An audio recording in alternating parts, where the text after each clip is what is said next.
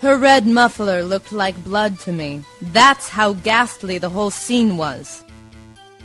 Objection! Ms. Starr, I demand an explanation. Objection! The witness is clearly not suited for detective work. What? The suspect was not wearing a scarf or muffler of any kind when she stabbed the victim. And you've proved it yourself. With this photograph. Huh? But that can't be. Only a true professional could be so clueless. I'm sure you'll make a good lunch lady, have no fear. Harsh words, but good.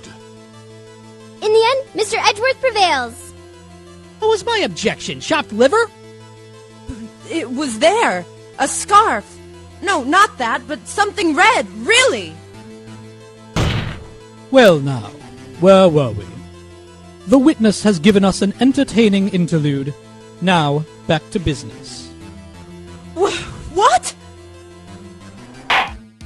Very well, witness. Continue your testimony. You saw the crime and apprehended the suspect. Tell us about that. Very well. I do remember some things accurately, at least.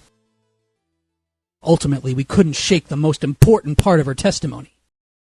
The most important part? The part where your sister stabs the victim! This next testimony might just be the moment of truth.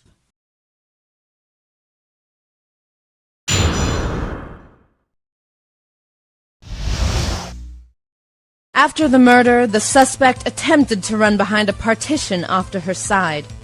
I quickly caught her, explained her rights to her, and arrested her on the spot. Ah, yes. When I arrested her, she mentioned the muffler. That's what had me confused in my earlier testimony.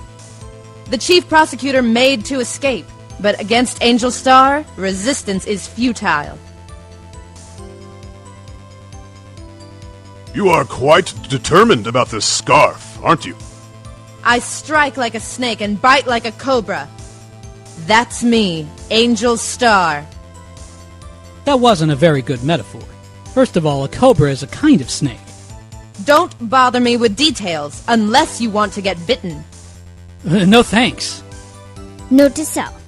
Attorney Wright gets bitten by snake. The chief prosecutor tried to resist, but her efforts were in vain. She knocked my hands aside, kicked over an oil drum. Oil drum? Hard to imagine. Oh, she's beautiful but deadly. A predator, this one. A leopard woman. Rawr! Very well, Mr. Wright. Your cross-examination, if you will.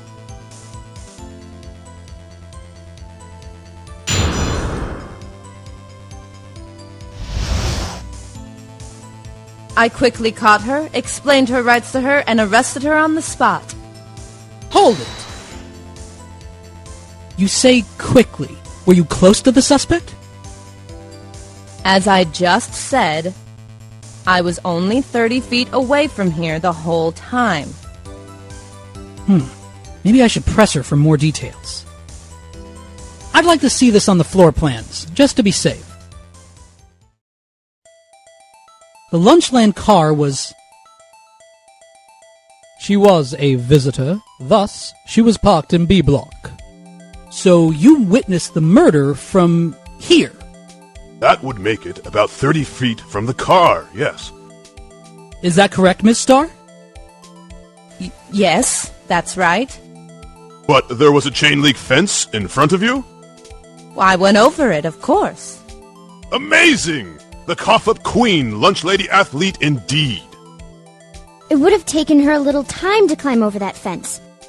She couldn't have gotten to my sister that fast. Yeah, that fence was about 9 feet high, too. How come Ms. Skye didn't get away?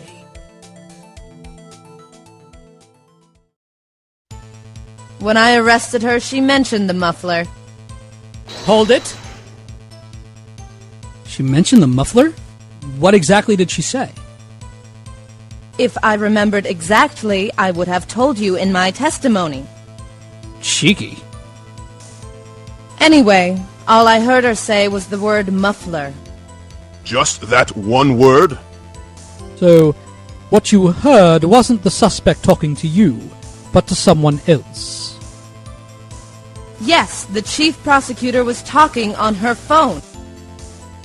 Her phone? You mean this cell phone?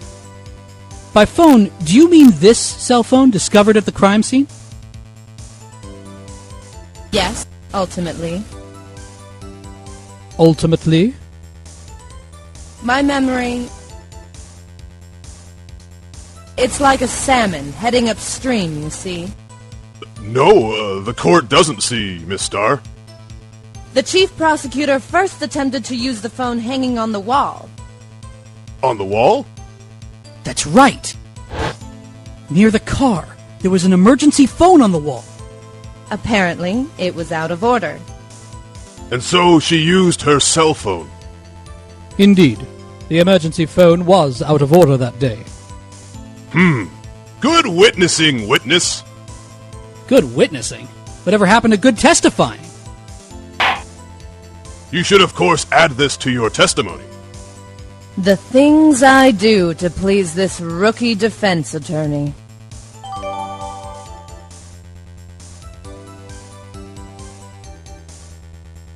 She gave up trying to use the phone on the wall and just used her cell phone.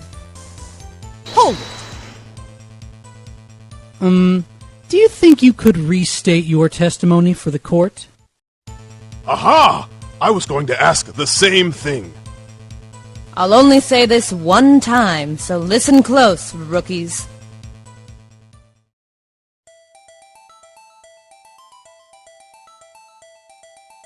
The chief prosecutor stabbed the victim and ran behind the partition.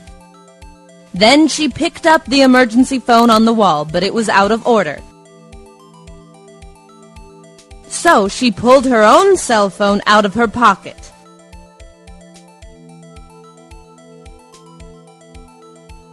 And during that time, you climbed over the chain link fence. Then, when I boldly grabbed her arm, the chief prosecutor hung up her phone. And you saw her doing this? What is it, Mr. Wright?